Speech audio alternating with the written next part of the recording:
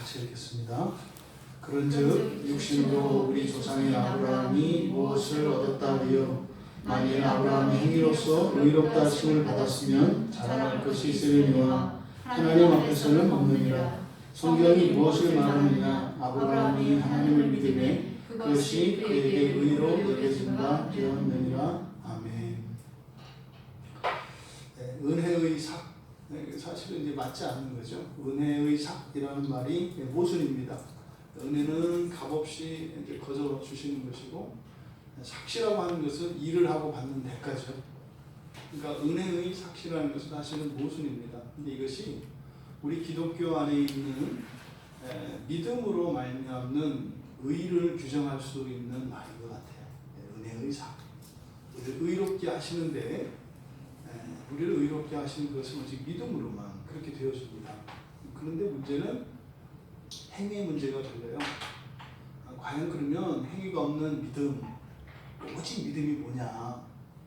그랬을 때 이제 대표적인 것이 이제 야고보의 말씀과 이신칭의 말씀이 충돌하는 것 같은 이런 일이 일어납니다.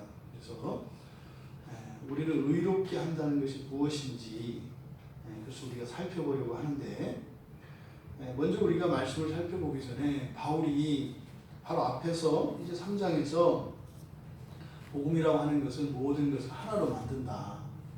그리고 오직 믿음으로만 의에 이른다. 이렇게 이신칭의 이 복음은 가르고 나르는 것이 아니라 율법을 오히려 더 세움으로써 이렇게 하나님의 구원을 온전하게 하는 것이지, 절대로 이 믿음이 구약의 율법을 폐기하거나 그렇게 하나님의 말씀을 따라 순종하며 살아가는 삶을 부정하거나 그 가치를 이렇게 평가절하하는 이런 것이 아니다.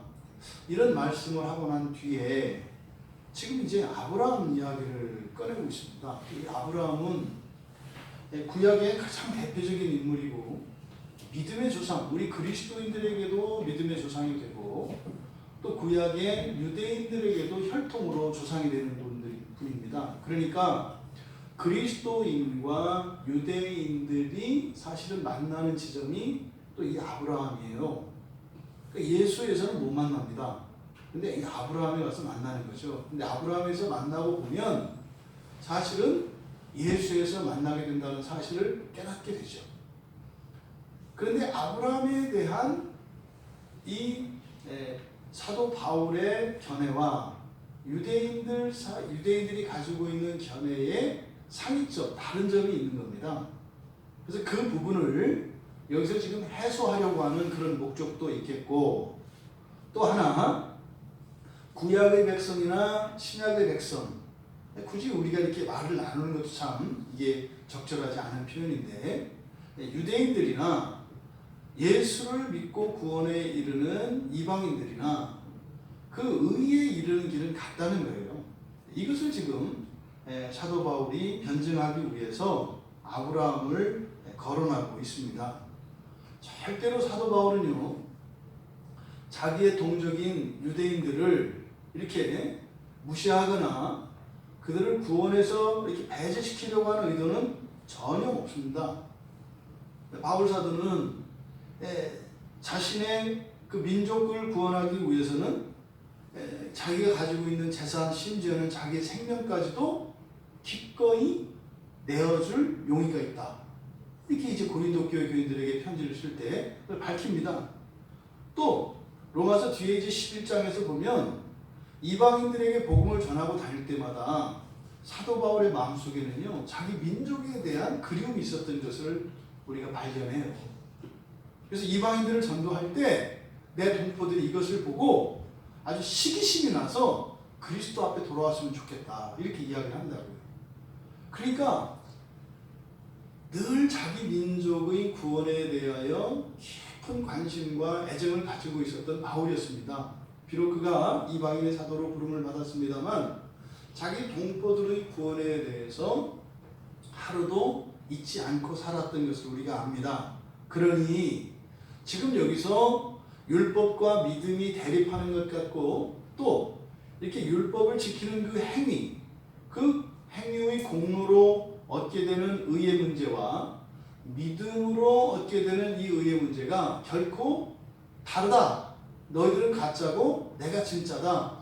이런 방식으로 진술하고 있지 않은 거예요. 그런데 하나는 진리고 하나는 진리가 아니기 때문에 나뉘게 되죠. 믿음 안에 있지 않으면 안 되니까. 그건 절대로 유대인들을 배제시키려고 하는 목적이 아니라 어떻게 해서든지 그들을 다른 진리 안으로 끌어들이고자 하는 사도 바울의 마음이 아마 하나님께서 아브라함을 통하여 이제 바울 사도에게 어떤 깨우침을 주셨던 것 같아요. 지금 1절에 있는 내용이 육신으로 우리 조상인 아브라함이 무엇을 얻었다 하며 2절에서는 아니다라는 거죠. 얻은 거 없다 이 말이에요. 근데 얻은 거 없다 이러지 않고 자랑할 것이 없다. 성경에서도 뭐라고 얘기하느냐? 아브라함도 믿음으로 그가 하나님으로부터 의롭다고 인정을 받았다고 이야기하고 있지 않느냐. 이게 지금 구약 성경의 창세기 15장 본문에 대한 인용입니다. 창세기 15장의 사건을 가지고 지금 이 믿음과 이 행위의 문제, 그리고 율법과 믿음의 문제, 이 문제를 지금 한꺼번에 설명을 하려고 하고 있습니다.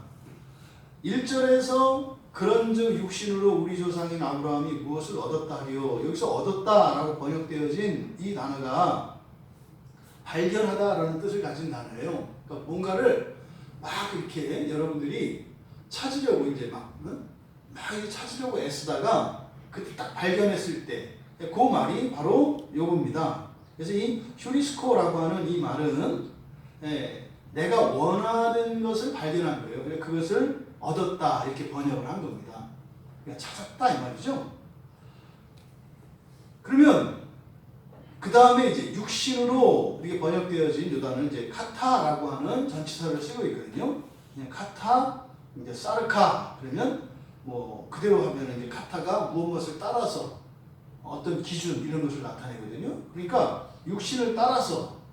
그러니까 이것은 이 두 가지 의미로 번역을 할 수가 있어요. 그러니까 의미가 두 가지 의미를 가집니다. 그래서 문자 그대로 하면 육신을 따라서 그러면 육체의 혈통으로 뭐 이런 의미입니다. 혈통을 따라서. 그러면 이렇게 해석을 하면 이렇게 의미를 부여하면 그런 거죠. 혈통을 따라서 우리 조상인 아브라함 이런 거죠. 우리 한 핏줄이다 이런 의미가 되는 거예요. 그런데 이 카타 사르카에서 이 육신이라고 하는 말이 성경에서 사용될 때 육신만을 이야기하는 것이 아니라 죄에 사로잡혀 있는 죄의 법을 나타냅니다. 그래서 육신의 행위, 그 죄로 부패한 육신의 행위, 기준 이런 것들을 또 육신이라고 이야기를 하거든요. 그러면 이 육신을 육체가 아니라 은유적인 표현으로서 그렇게 육체의 행위나 기준을 따라서 이렇게 이 육신으로라고 하는 말에 의미를 부여한다면 그런 거죠. 우리의 조상 아브라함은 육신의 행위로 무엇을 얻었느냐 이런 의미가 되는 거예요. 지금 1절의 의미가 두 가지 의미를 나타낼 수 있다고 말씀을 드린 겁니다. 첫째는 한 핏줄로서 우리 혈통의 조상인 아브라함이 무엇을 얻었느냐, 얻었다고 말할 수 있느냐, 뭐 이런 것이고, 또 하나는 우리 조상 아브라함이 육체의 행위로 과연 얻은 게 뭐냐, 이렇게 두 가지 의미를 다 가지고 있는 겁니다. 이 두 가지 의미를 다 가지고 계시고, 2절에서 아브라함이 행위로서 의롭다 하심을 받았으면, 그러니까 뭐죠? 이 행위라고 하는 것은 아까 앞에서 육신으로 할 때 두 번째 의미를 부여했던 육신의 행위를 말하는 거예요. 이런 육체의 행위, 육신의 행위, 그것으로 의롭다고 인정을 받았다면 자랑할 만한 것이 있겠지, 그런 거죠. 만약에 그 육신의 행위로 하나님께 인정을 받았다면 뭐 자랑할 만한 게 있겠지. 그런데 하나님 앞에서는 아무것도 없다, 이렇게 이야기를 하는 겁니다.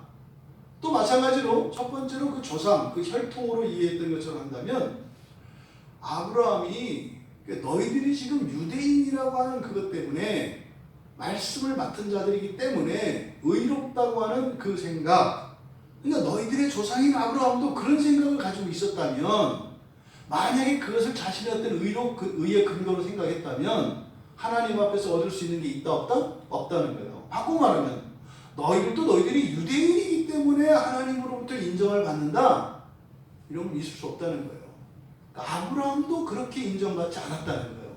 그럼 너희들의 조상인 아브라함도 유대인이라고 하는 그것 때문에 하나님께 의롭다고 인정받지 못했는데, 아브라함의 후손인 너희들이 그렇게 하나님으로부터 의롭다고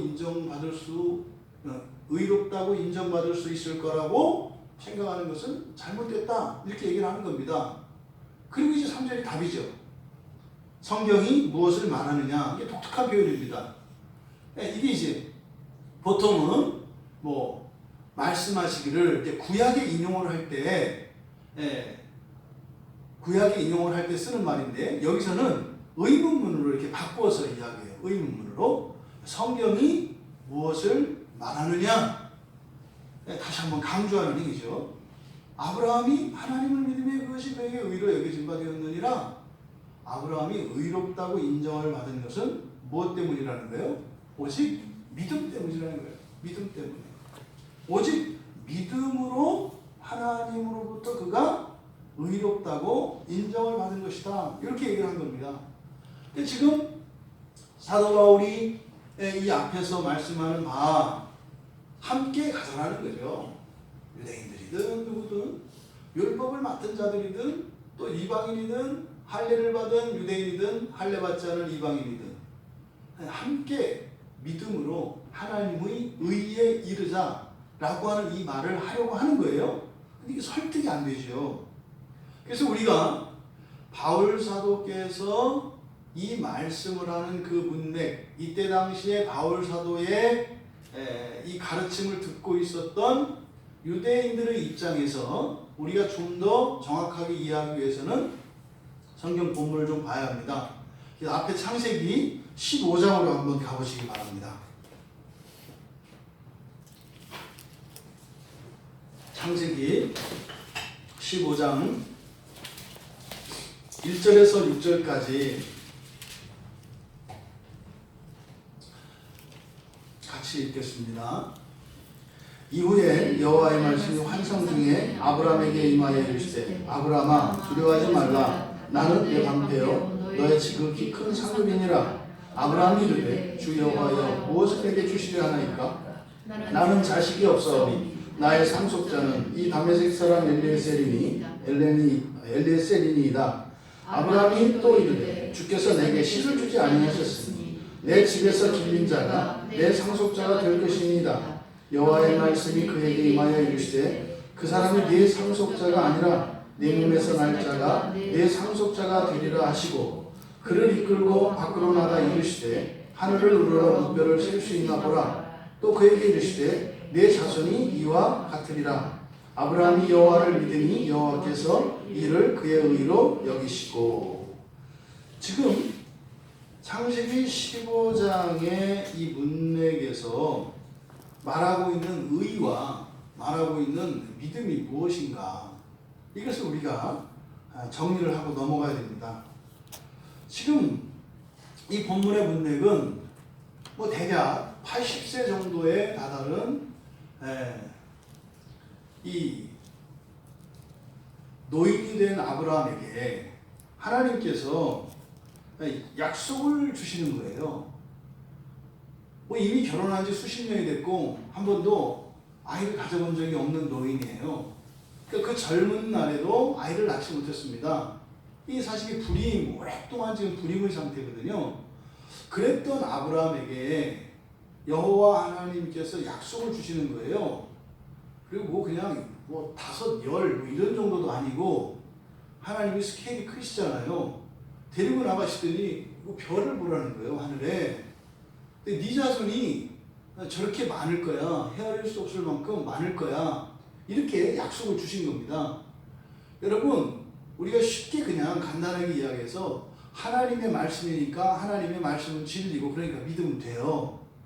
근데 그 내용을 들여다보면 사실은 이거는 하나님의 말씀이기는 하지만 그 내용은 불확실합니다. 하나님 말씀이니까 될 거라고 믿습니다만 안 될 가능성이 있다고요. 왜요? 80년의 인생이 증명하고 있거든요. 여호와께서 이렇게 말씀하셨을 때 80년의 인생이 아브라함에게 이야기해요. 야, 네가 70대, 60대, 50대, 40대, 30대도 못한 일을, 그리고 나이 들면 들수록 그 가능성이 더 희박해지는데 그런 일이 너에게 일어난다고? 그럴 수 없어 라고 한다 이 말이죠. 그래서 이 내용을 보면 굉장히 불확실한 약속입니다. 근데 문제는 이게 하나님의 약속이에요. 그러니까 하나님의 약속이니까 또 확실해요. 근데 내용은 매우 불확실해요. 이렇게 하나님께서 우리 사람의 생각으로는 불확실해 보이는 약속을 주실 때 우리가 거기에서 또 다른 의미를 발견해야 합니다. 그것은 단지 우리에게 그런 유익이 있을 것이다, 그런 상급으로 그런 어떤 보장을 주시는 것만이 아니에요. 거기에는 사실은 더 중요한 의미가 있습니다. 그것은 뭘까요? 하나님의 능력에 대한 계시인 거예요. 나 이렇게 할 수 있다? 이런 거예요. 아브라함아, 너 80년 동안 자식 하나 없었지?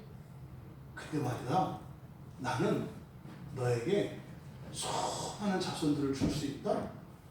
지금 아브라함에게는요, 약속과 함께 하나님에 관한 그 새로운 지식, 하나님의 권능에 대한 계시가 내려지고 있는 겁니다. 여러분의 삶 가운데 하나님께서요, 마음속으로 그런 소망을 주실 때가 있어요. 누구야? 내가 이렇게 하려고 한다. 그랬을 때 아브라함이 경험했던 것과 같이 우리도 경험합니다. 그냥 나 혼자만의 상상일까? 내가 그냥 내 소원을 이렇게 생각하는 걸까? 이런 생각이 든다고요. 근데 단순히 그 일이 일어날까 말까에 대한 관심을 아무리 그 생각을 해봐야 답이 안 나와요. 어차피 미래의 일이고 더더군다나 그 내용은 나를 보아서는 도저히 일어날 수 없는 일이란 말이에요. 그때 우리는 무엇을 붙잡아야 되는 거예요? 하나님에 관한 지식을 붙잡아야 되는 거예요.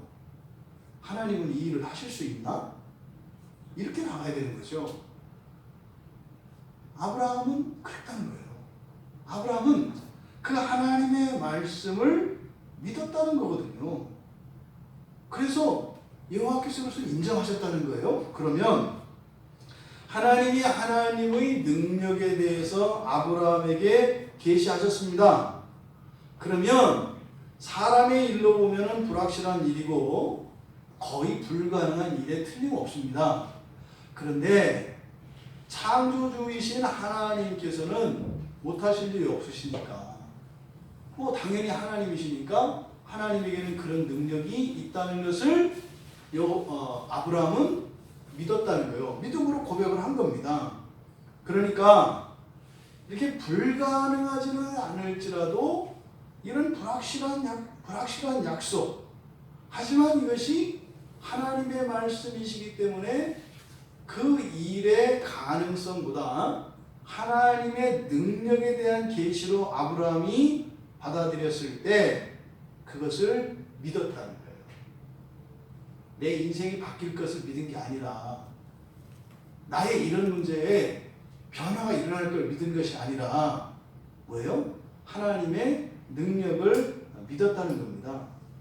여기서 여호와 하나님께서 그의 의로 여기셨다. 그것을 그의 의로, 그러니까 믿음을 그의 의로 여기셨다. 이 말씀에서 우리가 하나님의 능력에 대한 계시, 약속이죠. 그 하나님의 약속, 즉 하나님의 능력에 대한 계시와 우리들의 믿음과 또 그것의 이 성취라고 하는 이 삼각관계를 잘 이해해야 합니다. 하나님의 권능에 대한 계시가 주어졌을 때 그것이 우리에게는 약속으로 주어집니다. 그때 우리가 하나님의 권능을 믿었을 때, 그러면 사실은 하나님께서 약속하신 그 일은 말씀하시는 순간 이미 이루어진 거죠. 그것을 우리가 뭐라고 한다고요? 소망이라고 한다고 했습니다. 그러니까 하나님이 말씀하시는 그 순간과 그것이 성취되어지는 그 소망에는 시간적 공백이 차이가 있어요. 그러면 하나님의 약속과 그 약속의 성취, 아직 성취되지는 않았지만 시간적으로는 반드시 성취되어지는 그 소망 사이에 뭐가 위치하고 있는 거예요? 우리의 믿음이 위치하고 있다 이 말이에요. 그러니까 하나님의 약속과 우리의 믿음과 하나님의 약속의 성취가 일직선상에 있을 때 이것은 반드시 하나님의 뜻이 이루어집니다. 마태복음 9장 28절에서도 예수님 앞에 두 맹인이 나옵니다. 이 눈을 앞을 보지 못하는 맹인 두 사람이 예수님 앞에 와요. 그래가지고 우리를 불쌍히 여겨주십시오. 그러니까 사실은 뭡니까? 완곡한 표현이죠. 우리 눈을 좀 띄워주십시오. 예수님, 우리 눈 좀 고쳐주십시오. 그랬더니 예수님께서 그들에게 물어보세요. 내가 너희들에게 이걸 할 줄 믿느냐? 그랬더니 두 맹인이 믿는다고 이야기를 합니다. 그랬더니 예수님께서 그들의 눈을 만지셔요. 그러면서 믿음대로 될지라. 이거 뭐예요? 이미 예수님께서 할 수 있다고 말씀하셨고 이들이 믿는다고 이야기했고 예수님께서 믿는 대로 되라. 시간적으로는 이렇게 앞서고 뒤서고 하죠. 예수님이 물어보신 게 맨 처음이고 대답한 것이 두 번째고 그 다음에 예수님이 손을 얹으시고 믿음대로 되라고 하신 것이 그 다음이죠. 분명히 시간적으로는 이게 떨어져 있습니다. 그런데 요 세 가지가 이렇게 그러니까 일직선상에 동일선상에 있으면 사실은 이미 이루어진 거죠. 그러니까 하나님이 이루신 것과 우리들의 삶 속에서 성취되어져서 우리가 누리는 것 사이에는 시간이 있어요. 시간이. 그러니까 이 시간은요, 길 수도 있고 짧을 수도 있습니다. 근데 이 시간과 관계되어진 것이 바로 뭐라는 거예요? 믿음이라는 거죠. 그러면 여러분, 이게 어떤 의미냐면 하나님께서 여러분 생전에 예수를 믿으면서 여러분들에게 주셨던 하나님의 많은 약속들이 있을 거예요. 어떤 건 믿었다가 의심하고 내려놓은 것도 있고 어떤 건 애시당초 믿지 않았던 것도 있고 많겠죠. 또 지금은 아직도 그 믿음으로 붙들고 싸우는 것도 있겠고, 그렇죠? 붙들고 있는 게 있고 집어 던진 게 있겠고 안 받은 게 있겠고 있다 이 말이에요. 근데 하나님이 우리에게 여러분들에게 하신 어떤 말씀이 있다면 그것은 이미 그 순간에 성취된 거다. 그런데 아직도 내 목구멍이 포도청이다. 이게 뭐예요? 시간이 남아있는 거죠. 어떤 건 되고 어떤 건 안 되는 게 아니에요. 다 된다니까요. 그게 일주일 뒤, 한 달 뒤가 될지, 1년 뒤, 10년 뒤가 될지, 100년 뒤가 될지, 아니면 그 천년왕국 넘어서 될지는 모르겠습니다만 반드시 된다는 거예요. 그런 점에서 예수를 믿는 자들에게는 성경에 제시되어진 하나님의 모든 약속이 모든 사람들에게 반드시 성취됩니다. 다만 무엇의 차이다? 시간의 차이다. 이 시간의 차이가 무엇과 관계되어 있다? 믿음과 관계되어 있다. 이렇게 말씀을 드리는 거예요. 창세기 18장에 가면 아브라함은 여호와께서 하신 말씀을 믿었습니다. 의롭다고 의로 여기셨어요. 인정해 주셨어요. 근데 창세기 18장 10절에서 15절까지 보면 아브라함은 믿었지만 사라는 믿지 않아요. 이게 이제 그래서 비단의 주인공 우리 저 돌쇠가 태어나는 순간이잖아요. 이삭 때는 이제 사건이잖아요. 사라는 믿지 않습니다. 하나님의 그 여호와께서 아들을 낳게 해주실 것이라고 하는 그 말을 믿지 않습니다. 사라에게 여호와께서 내가 내년 이맘때 내가 너에게 반드시 와서 너에게 아이를 낳게 할 것이다. 그리고 이때의 상황은 사실은 15장의 상황보다 훨씬 더 어려운 상황이죠. 근데 사실은 15장에서 여호와 하나님께서 아브라함에게 약속을 주셨던 그 상황과 지금 이 18장의 이 상황 사이에는 사실은 아브라함이 그 믿음을 내려놓을 수도 있는 기간이었고 그런 사건이 이미 일어났어요. 왜요? 지금 사라는 나이가 더 많아졌고 더더군다나 지금 사라는 이제 생기가 끊겼단 말이에요. 그러니까 이제 아이를 가질 수 없는 상태가 돼버렸어요. 그러니까 15장에서는 좀 불확실한 약속이었지만 이제 여기 18장에서는 이제 불가능한 약속이 돼버렸어요. 지금 여기서는. 근데 그러함에도 아브라함은 믿음을 놓지 않았어요. 근데 여기서 지금 사라가 비웃은 것을 놓고 사라가 비웃은 사건을 기록한 것은 맨 처음 15장에서 아브라함이 여호와께 그 약속을 듣고 사라에게 이야기했을 때 두 부부가 아마 감동을 하고 눈물을 흘렸을 거예요. 여러분 드디어 우리가 기도의 응답을 받았어요. 하나님이 우리의 기도를 듣고 계셨거든요. 듣고 계셨군요. 드디어 됐어요. 이렇게 합의가 된 거예요. 너무 기뻐한 거예요. 근데 그 뒤에 어떤 일이 일어납니까? 이제는 생리가 딱 끊기고 나니까 이제 끝난 거예요. 그래서 이 사라는 아브라함에게 자기의 몸종을 넣습니다. 그래서 몸종으로 하여금 후사를 낳는다고요. 바로 이 사건, 바로 몸종을 넣어서 다시 말해서 믿음으로가 아니라 하나님의 약속을 따라서가 아니라 사람의 행위로, 사람이 할 수 있는 능력으로, 방법으로 자식을 낳아요. 이스마엘이잖아요. 그것을 바로 1절에서 육신으로 라고 이야기한 거죠. 지금 여기 18장에서는 어쨌든 사라가 믿지 않았다 이렇게 합니다. 근데 보십시오. 맨 처음에는 둘 다 믿었습니다. 그런데 이제 중간에 아내는 믿음을 내려놓았습니다. 그리고 이제 21장에 가면 21장 1절에서 5절에 보면 여호와께서 말씀하신 대로 사라를 돌보셨다 이렇게 얘기해요. 여기 보십시오. 그래서 사라에게 행하셨고 임신해서 낳았다 그래요. 그럼 창세기 15장에서는 아브라함과 사라가 다 믿었어요. 근데 18장에서는 사라가 중간에 바꿔 탔습니다. 이제 믿음을 버렸다고요. 왜? 자기는 이제 더 이상 임신할 수 없는 사람이 되어버렸으니까요. 그런데 21장에 가서 하나님께서 그 일을 이루시는 거는요. 사라는 믿지 않았으니까 그럼 되지 말아야 되잖아요. 근데 됐잖아요. 아브라함이 믿음을 가지고 그대로 믿음을 지켰습니다. 됐어요. 근데 사라는 믿음을 가지고 있다가 버렸어요. 근데도 됐다고요. 믿음이 하나님께서 아들을 주신 그 일이 믿음으로 됐습니까? 행위로 됐습니까? 믿음으로 됐어요.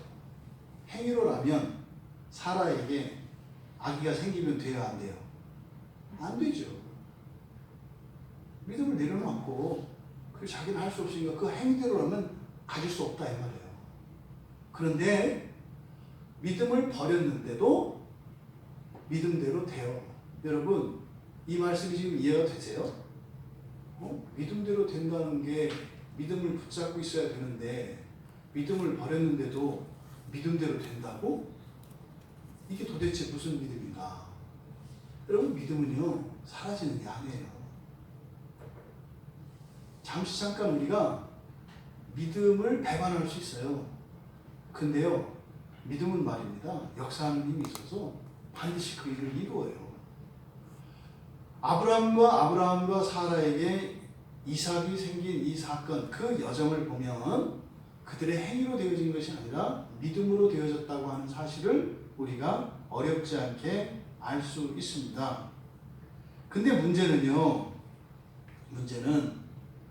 신약성경에서 야고보의 말씀이에요. 야고보가 이 아브라함의 믿음에 대해서 거론을 할 때 야고보서 2장 21절에 보면 2장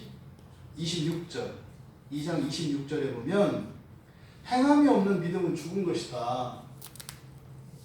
그래서 행함이 뒤따르지 않는 믿음은 아무 쓸모없는 것인 것처럼, 그래서 절대로 의로 받아들여질 수 없는 것이라고 야고보가 말씀을 한단 말이죠. 그러니까 지금 로마서에서 사도 바울이 그렇게 지금 목 놓아 외치고 있는 오직 믿음으로 의를 얻을 수 있다고 하는 이 이신칭의 교리와 이 야고보의 말씀이 충돌을 일으킨다고요. 그래서 루터가 이 야고보서를 뭐라고 했다고요? 지푸라기 복음이라고 했다고요. 그 지푸라기 복음이라는 것은 뭐예요? 거추장스러운 것이고 태워 없어버려야 되는 게 성경에서 빼버린다고 했어요. 그러니까 루터가 이 야고보의 그 말씀을 깨닫지 못한 것이죠. 충분히 이해가 됩니다. 아직 어려서 어린 나이였으니까 그 나이에 다 깨달을 수는 없었겠죠. 그래서 이제 그 야고보의 말씀을 바로 이해하지 못했기 때문에, 하지만 이런 일이 오늘날 우리 신자들에게도 일어난다 이 말이죠. 믿음으로만, 오직 믿음으로 라고 하는 이 말과 또 행함이 없는 믿음은 죽은 것이라고 하는 이 두 말씀 사이에서 이 두 말씀이 연결이 안 되고 있다 이 말이에요. 왜 그럴까? 그래서 바로 의에 대한 개념을 바로 이해하고 있지 못하기 때문입니다. 여러분, 구원이라고 하는 이 말도 굉장히 그 상황에 따라서, 그리고 시점에 따라서, 사람에 따라서 나타나는 것은 다른 모습으로 나타납니다. 이해되시죠? 어떤 사람은 싸움에서 이김으로써 하나님이 구원하십니다. 근데 그 사람도 어떤 때는 또 다른 싸움에서는 패배함으로써 하나님의 구원이 나타납니다. 하나님이 어떤 때 높이셔서 구원하실 때가 있고 낮추셔서 구원하실 때가 있다 이 말이에요. 또 시기적으로도 지금 당장 즉각적으로 나타내셔서 구원해 주시는 방법이 있고, 또 아주 오랫동안 전혀 무응답으로 구원하시는 경우가 있다 이 말이에요. 이 구원도 다양합니다. 그때그때 달라요. 근데 그건 하나님이 그때그때 다른 게 아니라 우리들의 상황과 우리들의 마음의 상태가 그때그때 다르기 때문에 이게 달라지는 거예요. 그러면 구원과 마찬가지로 의도 그렇습니다. 의라고 하는 이것도 어느 시점에 따라서 다르고, 또 의가 상황에 따라서 다르게 나타납니다. 구원은 하나고 의도 하나입니다. 하지만 이 시간 속에서는 그렇게 전혀 다른 모습으로 다양한 형태로 우리에게 다가온다는 거예요. 그러면 의, 믿음, 구원 이런 것들은 종말에 가면 다 하나로 통일됩니다. 딱 하나예요. 하나님과 연합해서 영원히 사는 거예요. 하나님과 완전한 세상에서 완전히 연합해서 영원히 함께 사는 거예요. 성경에 있는 모든 단어들을 다 합치면 그때 가서 그것이 쫙 조립이 되면 말이죠. 그렇게 되는 거예요. 우리나라 성경, 미국 성경, 뭐 중국 성경, 어디 성경 다 막 달라와. 막 이렇게 달라붙어가지고 무슨 저렇게 막 블랙홀에 빨아들이는 것처럼 말이죠. 그 역사 속에 있었던 신화 고백과 뭐 이런 것들이 다 와. 그래가지고 쫙 달라붙더니 쫙 만들어지는 게 뭐예요? 하나님과 완전히 연합한 완전한 세상에서 영원한 삶, 영생이 나오는 거예요. 근데 그 전까지는 색깔도 다르고 온도도 다르고 다 다르다 이 말이에요.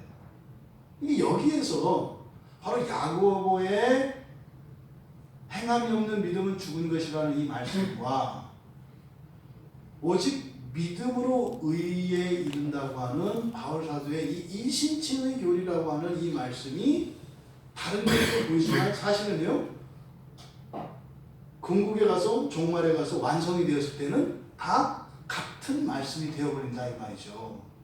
그러면 의에 대한 개념이 어떻게 다를까? 종말에, 여러분 기억하시죠? 의는 뭐라고요? 의를 우리가 어떻게 이해해야 된다고 그랬어요? 의는 완전한 거예요. 완전한 거. 네. 그 형상이 가지고 있는, 그 존재가 가지고 있는 완전함, 이것을 의라고 이해하십시오. 이렇게 말씀드렸잖아요. 그러니까 의라는 것은 뭐다? 그 존재가 가지고 있는 완전한 것. 그게 의라고요. 어저께 그 우리 목사님들이 이제 오셔가지고 같이 이제 이렇게 동기 목사님 왔었거든요. 여기 사가지고 가겠대요. 이거를 사가겠대요. 그때 아니 가서 딴 데 가서 이렇게 하면 이걸 사서 어떻게 가져가냐. 아니 이게 파는 게 아니라 이 교회에서 어느 집사님이 만든 거라더라. 그러니까 이거 안 파는 거다. 여기서 가져가야 된다. 그래서 계속 왔다 갔다 했더니 안 판다. 그랬더니 그 집사님 전화를 해가지고 그걸 사가겠다. 우리가 뭘 갖고 싶고 이렇게 아름다워 보이고 할 때 사실은 그 아름다움의 그 가장 기초는 뭐예요? 온전한 완전함이거든요. 이게 의라고요. 이게 좋아 보이는 게 의예요. 좋아 보이는 거. 그러니까 좋아 보이기만 하는 게 아니라 좋은 거, 좋다라고 하는 의미는 뭐예요? 완전한 거죠. 이게 의로운 거예요. 그러니까 밥을 했는데 삼층밥이 됐어요. 의롭지 못한 밥이에요. 밥솥을 탁 열었는데 아주 먹기 좋게 기름기가 잘 흐르는 거예요. 아주 의로운 밥이에요. 일테면 그렇다 이 말이에요. 그래서 의롭다라고 하는 것은 뭐다? 완전한 것이다. 그럼 보십시오. 하나님이 여호와께서 아브라함에게 자손을 주겠다고 약속을 하셨어요. 그러면요, 이 자손을 주시겠다고 하신 이 약속이 의롭다는 건 뭐예요?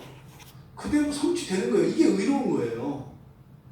이게 의로운 거라고요. 근데 그 의로움이 아브라함의 믿음을 통해서 이루어진다고 얘기를 하는 거거든요.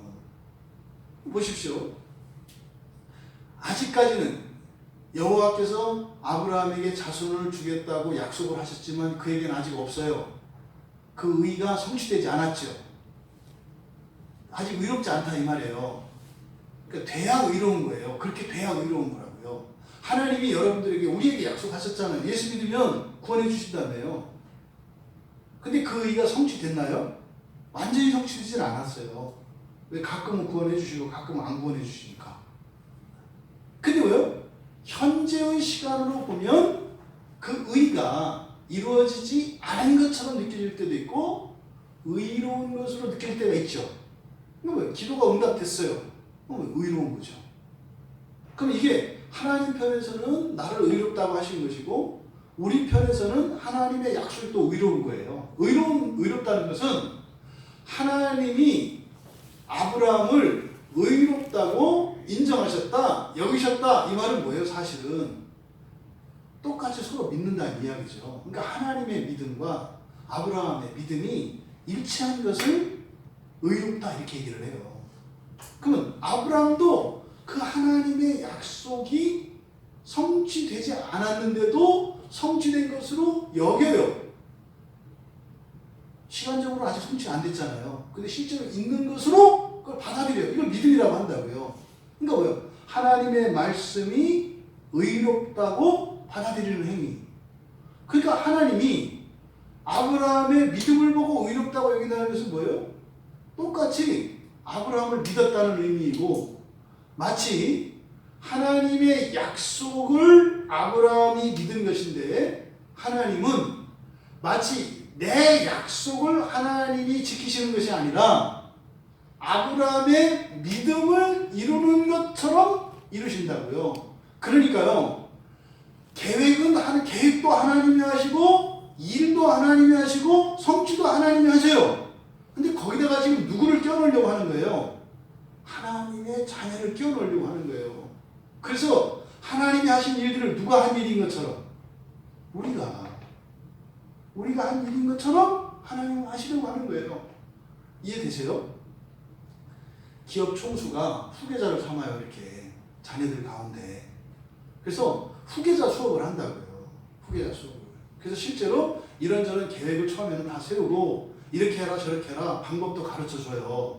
누구를 만나고 그때는 어떻게 해야 되고 또 전화해서 한단 말이죠. 뭐 아버지 이거는 또 어떻게 해야 돼요? 그럼 어떻게 하고 어떻게 해라. 그렇게 해서 그 일을 성취했어요. 사실은 그 일은 아버지가 했더라면 그냥 할 일이에요. 근데 후계자가 될 이 아들이 아버지에게 가르침을 받으면서 그 일을 이뤄냈다고요. 성과가 딱 났어요. 그랬을 때 이 회장이 아들을 데리고 이사회를 소집하는 거예요. 우리 아들이 이번에 이 일을 해냈습니다. 사실은 누가 한 거예요? 그게 아버지가 한 거예요.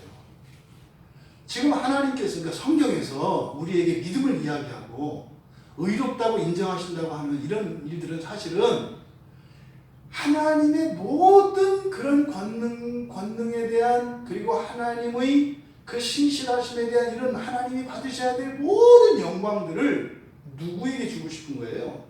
하나님 자녀들에게 주고 싶은 거예요. 그러니까요, 성경에서 이런 의에 대한 이야기, 믿음에 대한 이야기, 구원에 대한 이야기, 이거는요, 이 다음에 우리가 천국 갈 거냐, 지옥 갈 거냐, 이런 얘기가 아니에요. 이런 얘기가 아니에요. 우리를 존귀하게 하시고, 정말 하나님의 완전한 형상으로 함께 하셔서 그 하나님이 행하실 일들을 말도 안 되는 우리 같은 죄인들이 똑같이 하나님이 하실 일들을 행하며 그 영광을 누리고 그 영광을 하나님께 돌리도록 하려고 하는 이 목적인 거예요. 지금 유대인들과 그리스도인들, 심지어는 오늘날 교회 안에서도 보십시오.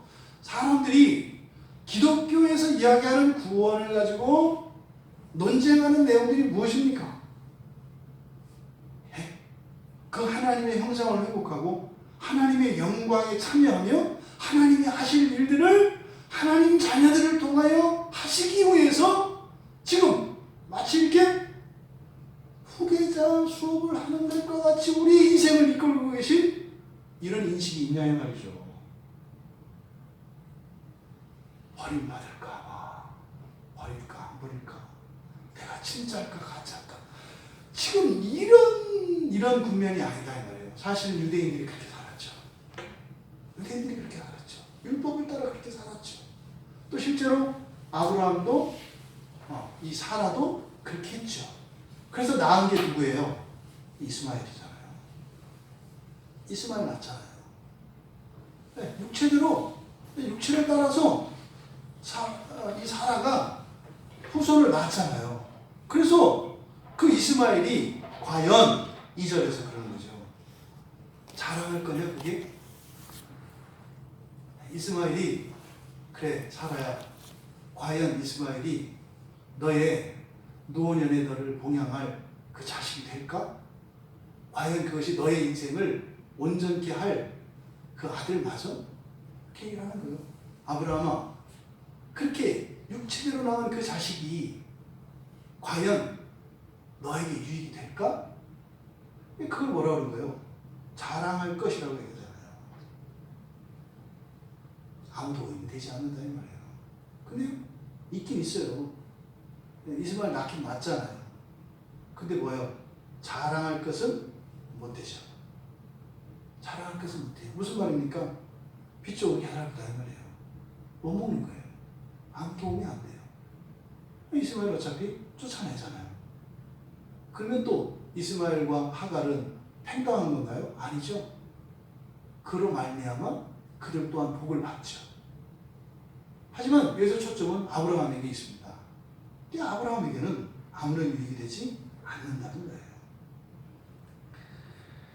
야고보의 말씀과 이 바울 사도의 이 말씀, 믿음과 행위의 관계, 그리고 유대인들과 그리스도인들 사이에 율법의 문제와 이 믿음의 문제, 율법의 행위로 의에 이르는 것과 믿음으로 의에 이르는 이것이 그 궁극에 있어서는 하나도 다르지 않고 또 율법의 행위로 이루는 그 일조차도 사실은 율법이 아니라 무엇으로 의에 이른다는 거예요? 믿음으로 이른다는 겁니다. 하지만 믿음으로 의를 얻게 되는 그 구원받은 의롭게 된 사람들에게는 또 율법의 행위들이 그들의 삶의 열매로 나타나게 되어 있다고요. 바로 이 복잡한 이 함수 관계 때문에 자꾸만 믿음과 행위가 이렇게 서로 대치하는 것처럼 사람들에게 인식되어지는데 그것은 옳지 않습니다. 그러니까 야고보가 말씀하신 그 말씀이나 지금 바울 사도가 이야기한 오직 믿음으로라고 하는 이 말씀이나 하나도 다르지 않아요. 그러면 야고보가 예수님의 동생 야고보가 말씀하셨던 것 행함이 없는 믿음은 죽은 것이다 라고 했을 때 바울 사도의 이 본문 말씀에서 무엇인 거예요? 자랑할 것이 없는 게 되는 거죠. 이해되시나요? 야고보가 행함이 없는 믿음은 죽은 것이다 그랬어요. 이 죽은 것이라고 하는 그러니까 야고보는 죽은 것이라고 표현한 이 말이 이 4장 2절에서는 자랑할 것이 없는 게 된다 이 말이에요. 이해되시나요? 하나님의 약속은 반드시 성취됩니다. 근데 그 약속이 현재 성취되어져야 그 유익을 내가 얻습니다. 이것을 바울 사도는 자랑할 것이라고 이야기를 했고 야고보는 살아있는 것이라고 이야기했다 이 말이에요. 표현만 다른 거예요. 그러니까 초점이 어디에 있어요? 야고보는 지금 당장 여기에 있어요. 창세기 15장에서 아브라함에게 하나님이 약속을 하셨습니다만 창세기 18장의 상태에서는 자랑할 게 있어요 없어요? 18장의 상태에서는 없다고요 아직. 근데 언제 이루어져요? 21장에 가서 이루어진다 이 말이에요. 그러니까 야고보는 이 중간에 18장의 상태를 뛰어넘어서 15장과 21장이 맞닿아 있는 게 전체를 요약해서 말하고 있는 거죠. 그러면 하나님의 능력을 믿었을 때 그 믿음은 반드시 우리의 삶 속에 무엇으로 나타난다? 행위로 나타난다는 거예요. 어떤 행위예요? 사라는 믿음을 버렸는데 아브라함은 믿음을 버리지 않잖아요. 하지만 그 일이 일어난 것은 아브라함이 믿음을 버리지 않았기 때문에 그 일이 일어난 게 아니라 사실은 뭐예요? 하나님의 권능이 그 일을 하신 거다. 이렇게 지금 말씀을 정리하는 겁니다. 또 이 사건에 대해서 갈라디아서 3장 5절에서 9절이 또 이 아브라함 사건을 거론하는 본문입니다. 갈라디아서 3장 5절에서 9절을 제가 읽어드리면 너희에게 성령을 주시고 너희 가운데서 능력을 행하시는 이의 일이 율법을 행해서냐 혹은 듣고 믿음에서냐. 이게 무슨 말이에요? 능력으로 행하시는 이의 일이 율법의 행위에서냐 듣고 믿음에서냐. 그러니까 듣고 믿음이라는 것은 뭐라 그랬어요? 의라 그랬죠. 의라는 것은 하나님의 말씀이 그대로 성취될 것을 믿는 거죠. 그러니까 사실은 갈라디아서 3장 5절에서 주는 말씀은 그거죠. 너희들이 율법을 따라서 순종하고 이렇게 했기 때문에 그 능력이 나타나는 거냐 아니면 하나님이 그렇게 하시기로 말씀을 하셨기 때문이냐. 이게 믿음이에요. 믿음으로 된다라고 하는 것은 하나님이 하나님의 뜻을 이루시는 것을 우리 사람 편에서 표현하는 거예요. 여러분들이 자녀들을 키울 때 기본적으로 유치원 보내고 초등학교 보내고 이렇게 학교 보내잖아요. 그 일은 얘들이 공부를 하든 안 하든 학교를 가겠다고 하든 안 가겠다고 하든 보낼 거라고요. 아침밥을 먹는데 애들은 밥을 먹든 안 먹든 아침 밥상은 차려질 것이고 한 숟가락이라도 먹을 거라고요. 그거는 그 자녀들이 밥을 먹기로 결단을 했고 먹어주기로 한 거죠. 먹어주기로 했고 또 앉아서 먹었기 때문에 그 밥을 먹은 게 아니다 이 말이에요. 그 뭐예요? 그냥 어머니가 밥을 차려주기로 했고 또 밥을 차렸기 때문에 먹을 수 있는 거다 이 말이에요. 그래서 믿음으로냐 행위로냐라는 것은 뭐예요? 누구의 행위냐 이 말이에요. 믿음으로라고 하는 것은 누구의 행위라는 거예요? 하나님의 행위라는 거예요. 하나님의 행위. 행위로는 우리의 행위라는 거예요. 여러분, 믿음으로 구원에 이릅니까? 행위로 구원에 이릅니까? 그런 거죠. 하나님이 구원하시는 겁니까? 우리가 구원받는 겁니까? 이 말이에요. 믿음으로입니까? 행위로입니까? 믿음으로죠. 이때 이 믿음이라고 하는 것을 우리의 확신으로 자꾸 생각을 하니까 우리의 확신이나 행위나 똑같은 우리의 행위예요. 이해되시죠? 여러분들이 뭘 믿겠다고 하는 이 확신, 이 사고작용, 이것도 우리의 행위고 실천하는 것도 우리의 행위예요. 그러니까 여기서 믿음으로 구원에 이른다 할 때 이 믿음이라고 하는 것은 행위를 따진다면 누구의 행위를 말하는 거예요? 하나님의 행위를 믿음이라고 한다 이 말이에요. 그래서 우리가 말하는 믿음은 우리를 믿으시는 하나님의 믿음 안에 없는 것 같은 우리의 믿음으로 구성되어 있다 이렇게 말씀을 드렸잖아요. 구원에 이른 믿음을 그 원심 분리기에다 넣고 막 분리시키면 99.999%의 하나님의 믿음과 0.000000001%의 우리의 믿음으로 원심 분리기에서 지수가 나온다 이 말이에요. 사실은 뭐예요? 하나님의 믿음이 다고 우리의 믿음은 없는 걸로 나온다고요. 왜? 99.9999는 100이거든요. 0.000000000 이건 0이거든요 사실은. 근데 또 없는 건 아니죠. 그렇다고 있는 것도 아니에요. 이게 믿음이에요. 그러니까 우리가 신앙에서 이야기하는 구원과 관계되어서 이야기하는 믿음은 누구의 행위를 말해요? 하나님의 행위를 우리 편에 공로를 씌워서 성경이 표현하는 방식이 믿음이라고 이야기한다고요. 하나님의 약속은 하나님이 이루십니다. 그것을 우리가 믿음이라고 이야기하는 거예요. 근데 그 믿음 안에는 그는 가만히 있는 것이 아니라 그 믿음의 효과가 우리의 삶 속에 실천으로 나온다는 거예요.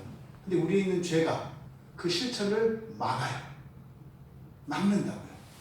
그러니까 우리가 우리의 공로로 하는 것이 아니라 되어지는 이런 믿음의 행위들, 이것은 사실은요 하나님이 우리를 통하여 하시는 일들이거든요. 근데 이것을 거스르는 힘이 우리 안에 있어요. 이게 죄의 힘이죠. 그러니까 이 부분에 대해서는 야고보가 이제 얘기를 하는 거예요. 그러니까 야고보의 얘기는 좀 더 정교하게 얘기하는 거죠. 하나님이 너를 통해서 무슨 일을 하실 때 어떻게 하라는 거예요? 불순종하거나 저항하지 말라는 거예요. 여기 이제 야고보의 가르침이죠. 근데 이제 갈라디아서 3장 5절에서 바로 율법의 행위와 믿음을 이야기할 때 믿음을 그렇게 하나님의 행위로 이해하셔라. 6절에서 이렇게 얘기합니다. 아브라함이 하나님을 믿음에 그것을 그에게 의로 정하셨다 함과 같으니라. 네, 하나님의 권능을 믿는 것이죠. 하나님의 말씀이 반드시 그대로 성취된다고 하는 것을 인정하는 것이죠. 그랬을 때 하나님의 계획이 누구의 계획인 것처럼 돼요? 아브라함의 계획인 것처럼 된다 이 말이에요. 그리고 그것을 해요? 그의 의로 인정하신다고. 그리고 마치 아브라함과 사라가 둘이서 아이를 만들어낸 것처럼 하나님이 인정하시는 거예요. 그래서 이삭은 누구의 자식이에요? 아브라함의 자식이 되잖아요. 사실은 누가 만들었는데? 하나님이 만들었는데 그 자식을 누구의 자식 삼아요? 아브라함 자식 삼잖아요. 이 놀라운 그 하나님의 능력에 대한 계시와 믿음과 성취라고 하는 이 과정이 어떻게 믿음과 행위라고 하는 이런 표현 속에서 어떻게 일어나는 것인가, 이것이 정리될 수 있기를 바랍니다. 7절에 갈라디아서 3장 7절에 그런즉 믿음으로 말미암은 자들은 아브라함의 자손인 줄 알지어다. 이거 보세요. 하나님께서 다 하시는 건데 다 누구 거라고요? 아브라함 것이 된다고요. 또 하나님이 이방을 믿음으로 말미암아 의로 정하실 것을 성경이 미리 알고 먼저 아브라함에게 복음을 전하되 모든 이방인이 너로 말미암아 복을 받으리라 하였느니라. 지금 이제 사도 바울이 이방인의 사도로 부르심을 받은 자기의 그 사도직에 대한 이야기인데, 그래서 믿음으로 올리면 여러분들이 반드시 지금 여러분들에게도 적용되는 거예요. 여러분의 믿음으로 말미암아 여러분의 믿음의 자식들이 생기는 거예요. 그래서 그 대학생 그 뭐죠? 그 선교단체 CCC에서는 그 영적인 아버지 어머니가 있죠. 그러니까 엄마 아버지라고 한다고, 영적인 아버지 어머니라고 한다고. 그래서 내가 제자 전도해서 내가 제자 훈련 시키면 CCC에서는 이렇게 부모 자식 관계를 이렇게 맺어서요, 마치 이렇게. 지금 바울 사도가 이방인을 품었다면 여러분들에게는 또 여러분들에게 맡겨주는 그런 여러분의 믿음의 자녀들이 있을 수가 있는 거예요. 그것을 그 공로를 고스란히 어떻게 하신다? 여러분 거를 인정을 해주신다는 거예요. 구원은 하나님이 하시는 것인데 그것을 하나님의 그 구원의 약속을 믿음으로 여러분들이 그 열매 맺었을 때 이 열매를 하나님의 것이라고 하나님의 소유권을 주장하는 것이 아니라 너희 것이다라고 인정을 해주신다 이 말이에요. 그러니까 결국은 믿음이라는 건 뭡니까? 하나님 거를 내 거로 만드는 거예요. 내 힘으로 하나님의 것을 내 것으로 삼을 수 있을까요? 여러분이 하나님에게 가진 걸 뺏을 수가 있겠냐고요? 안 되잖아요. 그러니까 믿음으로 하나님의 것을 내 것으로 삼는다 이 말이에요. 이것이 이신칭의 교리의 핵심이고 아주 중요한 내용입니다. 마치 믿음은 하나님이 요구한 어떤 자격 조건을 꼭 채우는 게 아니에요. 필요한 구비 서류를 빠짐없이 갖추는 게 믿음이 아니에요. 믿음은 사실은 뭐예요? 날로 먹는 거예요. 가질 수 없는 걸 가지는 거예요. 하나님의 것을 나의 것으로 가지게 되는 것, 이게 믿음이에요. 그래서 믿음으로 갈라디아서 3장 9절에 믿음으로 말미암은 자는 믿음이 있는 아브라함과 함께 복을 받는다 그래요. 그 복이 무슨 복이겠어요? 하나님 거 내가 받은 거예요. 아브라함이 받은 복이 뭐예요? 낳을 수 없는 이삭을 낳은 거 아니에요. 낳을 수 없는. 그 보십시오. 이삭은 바로 그리스도의 예표인데 우리가 예수를 믿음으로 사실은 우리가 무엇을 얻어요? 구원을 얻어요. 복을 받아요. 무슨 복을 받아요? 유업자 되잖아요. 상속자가 되잖아요. 하나님의 모든 것을 다 받게 되잖아요. 그래서 히브리서 11장 17절에서 19절 여기도 또 동일하게 아브라함의 믿음을 거론하고 있는 구절인데 아브라함은 시험을 받을 때에 믿음으로 이삭을 드렸으니 그는 약속들을 받은 자로되 그 외아들을 드렸느니라. 그에게 이미 말씀하시기를 내 자손이라 칭할 자는 이삭으로 말미암으리라 하셨으니 그가 하나님이 능히 이삭을 죽은 자 가운데서 다시 살리실 줄로 생각한지라 비유컨대 그를 죽은 자 가운데서 도로 받은 것이라. 이런 거죠. 혈육으로 낳은 육친의 아들을 믿음으로 하나님께 드려서 하나님의 자녀가 된 이삭을 자신의 자녀로 삼게 되었다는 이야기예요. 나의 생명 100년입니다. 그것을 믿음으로 하나님께 드렸어요. 그랬더니 100년짜리 유한한 나의 생명이 하나님께 드리는 순간 하나님의 영원한 생명이 됐잖아요. 그 생명을 내가 받아요. 그래서 내가 이제는 영원한 생명을 가지게 됐어요. 그러니까 반드시 우리의 모든 것은 하나님께 들어갔다가 나와야 돼요. 하나님이 안 받아주셔서 문제지 우리가 아낄 게 없다 이 말이에요. 이게 믿음으로 의롭게 된다는 뜻입니다. 우리가 하나님께 모든 것을 내어 드릴 때 그 모든 것은요 완전하고 영원한 것으로 바뀝니다. 근데 문제는 자꾸만 우리가 그 하나님의 의를 그리고 하나님의 구원을 지금의 이 현실 속으로 이거를 현실 속에서 어떤 유익을 얻으려고 하는 거예요. 여러분 예를 들어서 지금 여러분에게 오늘 밤에 이 자리에서 여러분들한테 한 1,000억짜리 자기하고 수표를 제가 드렸다고 쳐요. 그 돈 가지고 여러분 줄 수 있을까요? 1,000억짜리 자기하고 수표 가지고 여러분 우유 하나 못 사요. 1,000억짜리 가지고 아무것도 못 사요. 거스를 돈이 없어요. 만약에 그거 가지고 살려면 어떻게 해야 돼요? 그거를 다 줘야 돼요. 주인 입장에서는 그거 있다고 돈 안 받지 않을 거 아니에요.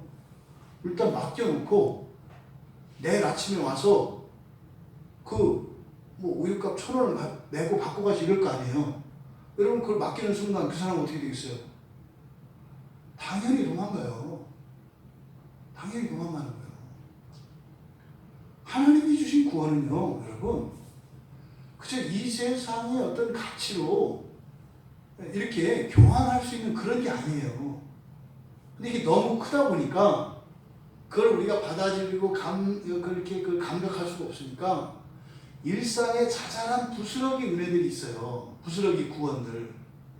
그게 여러 가지 기도 응답과 우리의 삶 속에서 일어나는 변화와 어려운 문제들이 해결되는 것과 이런 게 일어나는 거죠. 사실 이것들은 무엇을 위해서 이거죠? 믿음으로 의롭게 되어지는 이 영원한 완전한 의 그리고 종말론적인 그 구원 그것을 우리에게 가르쳐주기 위하여 시간 속에서 나타나는 부스러기의 부스러기 구원인 거죠. 근데 핵심은 뭐예요? 우리의 현실의 삶 속에서 그런 것을 누리지 못한다면 완전하고 영원한 그 구원과 그 의를 누린다고 볼 수 없다는 것이 야고보의 가르침이고, 근데 사실 뭐예요? 그런 그렇게 하면 된다 안 된다를 말하는 게 아니에요. 종말에 누리는 그 구원을 현재의 삶 속에서도 누려라. 그거 없으면 뭐예요? 네, 집에 있는 금송아지와 같은 것이다. 구원이. 그러니까 뭐예요? 완전한 그 의, 완전한 구원을 믿음으로 얻었잖아요. 그런데 우리의 현실의 삶 속에서 성취되어지는 그 일은 바로 믿음을 통해서 나타나기 때문에 하나님의 약속과 그 약속이 성취되어지는 그 중간에 우리의 믿음의 행위들, 이것이 동반되어질 때 우리의 삶 속에 나타나기 때문에 그것을 누리라는 것이 야고보의 말씀이고, 야고보의 말씀, 그래서 야고보의 말씀과 바울 사도의 말씀은 전혀 충돌하는 것이 아니다. 이삭을 죽이지만 죽은 자 가운데서 도로 받은 것이니. 근데 왜요? 드릴 때는 그냥 100년짜리 아들을 드린 거예요. 근데 도로 받을 때는 어떻게 했어요? 영원히 죽지 않는 아들을 받았어요. 누구를 받았어요? 하나님의 아들 예수 그리스도를 받았죠. 이삭을 죽이고 예수를 받았다 이 말이에요. 그래서 아브라함을 믿음의 조상이라고 하는 거죠. 아브라함. 여러분들이 여러분 가정과 여러분들이 삶의 현장에 그런 믿음의 조상이, 또 다른 믿음의 조상이 되기를 바랍니다. 사실 지금 바울 사도께서 여기에서 진술하고 있는 이 내용을 보다 확실하게 우리가 그 의미를 발견할 수 있는 게 갈라디아서 4장 22절에서 27절까지의 말씀이에요. 여기 보면 이스마엘과 이삭을 비교합니다. 갈라디아서 한번 가보시죠. 4장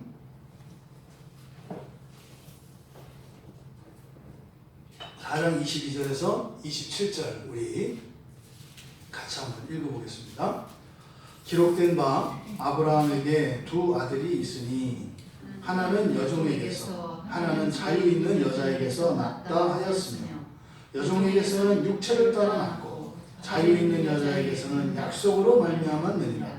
이것은 비유니 이 여자들은 두 언약이라. 하나는 신의 산으로부터 종을 낳은 자니 곧 하갈이라. 이 하갈은 아라비아에 있는 신의 산으로서 지금 있는 예루살렘과 같은 것이니 그가 그 자녀들과 더불어 종노릇하고 오직 위에 있는 예루살렘은 자유자니 곧 우리 어머니라. 기록된 바 잉태하지 못한 자여 즐거워하라. 산고를 모르는 자여 소리질러 외치라. 이는 홀로 사는 자의 자녀가 남편 있는 자의 자녀보다 많음이라 하였으니. 로마서 4장 1절에서 바로 육신으로 얻은 그것, 바로 이스마엘입니다. 그것이 자랑할 것이 되지 못한다. 믿음으로 받는 것, 그것은 바로 이삭입니다.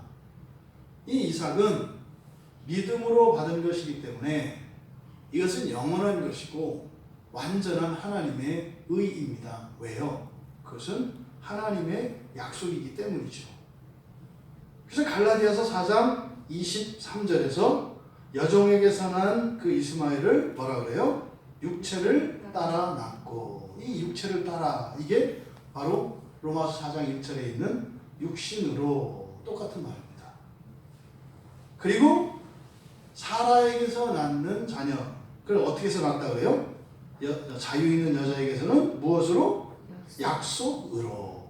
바로 창세기 15장에서 아브라함에게 주셨던 하나님의 약속이죠. 바로 그 약속으로 낳았다라고 하는 것은 하나님이 낳으신 걸 말하는 것이죠. 여러분, 우리가 의에 이르는, 믿음으로 의에 이르는 이 일이 종말론적으로 성취되어지는 것과 현재 우리의 삶 속에서 성취되어지는 의와 구원의 양태가 다르게 나타납니다. 하지만 이 모든 것은 다 하나님의 은혜로, 무슨 말이에요? 하나님의 행위로 맺혀지는 열매인 거죠. 그래서 우리가 예수를 믿음으로 말미암아 얻는 의, 완전한 구원은 은혜의 삭시입니다. 은혜의 삭시입니다. 우리 현재의 삶 속에서는 우리들의 순종을 통하여 그것을 맛봅니다. 하지만 실제로 그것은 이미 하나님이 먼저 하신 약속 때문에 하나님의 권능에 의해서 일어나는 일입니다. 그런데 하나님께서는 우리의 믿음을, 그러니까 하나님의 행위를 우리의 행위로 바꾸시는 것, 소유권을 이전해 주시는 것, 이것을 믿음이라고 이야기를 합니다. 유대인들은요, 바로 하갈의 자녀와 같이 율법 아래서 자신들의 행위로 하나님의 것을 얻으려고 했습니다. 사람의 노력으로 하나님의 의를 얻으려고 했다고요. 그것은 아주 좋은 사람의 것일 뿐이지 결단코 하나님의 것이 될 수 없습니다. 하나님의 모든 약속은 하나님의 것입니다. 그럼 하나님의 것은 하나님의 행위로만 얻을 수 있습니다. 바로 은혜로 하나님의 것을 우리의 것으로 받을 수 있다고 고백하는 것, 그리고 그것을 따라 순종하며 살아가는 것, 이것이 바로 믿음으로 말미암는 의이고, 과거 유대인들이 누리지 못했던 그 이유를 바울 사도가 바로 이 아브라함이 이삭을 얻기까지 그 과정을 통해서 바로 믿음으로 말미암는 의를 설명하고 있습니다. 여러분들의 삶 속에 이런 은혜의 삭들이, 그 은혜의 열매들이 여러분들의 삶 속에 맺히기를 원합니다. 하나님의 것을 더 많이 가지십시오. 믿음으로 하나님의 것을 더 많이 가지십시오. 하나님은 당신이 가지신 모든 것을 다 내어주시기 원하십니다. 그래서요, 그리스도를 내어주셨잖아요. 결단코 우리들의 삶 속에 이런 불행과 고통, 어려움들을 내버려 두지 않으십니다. 그런데 그런 것들이 개선되지 않고 있다면요, 지금 하나님의 의가, 하나님의 구원이 그런 방식으로 지금은 그렇게 나타나야 하는 것입니다. 우리의 힘으로, 우리의 행위로 우리가 원하는 것을 하나님께서 얻어내는 것이 아니라 바로 하나님의 약속, 하나님의 것을 우리의 것으로 삼는 것이 중요하고, 그것이 바로 믿음이며 그 믿음을 따라 순종으로 살아가는 삶이라고 하는 이 이신칭의의 이 교리, 유대인이나 그리스도인이나 복음 안에서 완전한 의를 누리는 하나라고 하는 이 바울 사도의 이 간절한 외침이 우리 모두의 삶 속에 온전히 깨달아지기를 주님의 이름으로 축원합니다. 잠시 말씀을 생각하며 기도하겠습니다. 여러분, 우리가 흔히 말하는 믿음은 조건이 아닙니다. 하나님이 약속하신 것을 주시기 위한 어떤 구비 조건 아닙니다. 하나님의 것을 인정하고 우리의 힘으로는, 우리의 능력으로는, 우리의 행위로는 우리가 얻을 수 없는 것을 인정하는 것입니다. 그리고 우리가 그 믿음을 따라 살아가는 것은 하나님의 때를 기다리는 겁니다. 믿음을 잃지 않고 말이죠. 때로는 사라처럼 우리가 환경이 우리 뜻대로 되지 않아서 믿음을 버릴 때도 있습니다. 하지만 여러분, 하나님의 약속은 반드시 성취되어진다는 것을 믿으시기 바랍니다. 하지만 하나님은 하나님의 뜻을 성취하시는 것에 대해서 조금도 염려하지 않으세요. 중요한 것은 하나님과 우리 사이가 멀어지지 않고 소원해지지 않고 오해하지 않고 어려움 속에서도 그 순결한 사랑을 지키고 하나님을 신뢰하며 깊은 관계를 유지하며 가기를 원하시죠. 그렇게 해야 되는 이유는 우리에게 있습니다. 우리를 영원한 그 하나님 나라 가까이는 그 천년왕국에서의 그 통치자의 삶으로 우리를 세우시기 위하여 우리를 온전케 하셔야 되는 그 아버지의 고민이 있습니다. 더 영광스러운 자리에 세우기 위하여 오늘의 아픔을 마치 모르는 것처럼, 마치 무슨 잘못이 있어서 벌을 징계하는 것처럼 우리들에게 오해될 수도 있지만 그 고민하시는 하나님의 그 사랑이 우리 모두에게 깨달아질 수 있기를 바랍니다. 하나님, 우리는 영원을 살아가는 자들입니다. 하나님의 모든 것을 우리에게 다 주시기까지 이 세상이 끝나지 오지 않을 것을 믿습니다. 하나님의 모든 것을 믿음으로 받을 수 있도록 도와주시옵소서. 또 우리의 순종의 행위로 현실의 삶 속에서 그 구원과 완전한 의를 날마다 누릴 수 있도록 도와주시옵소서. 우리 같이 기도하겠습니다.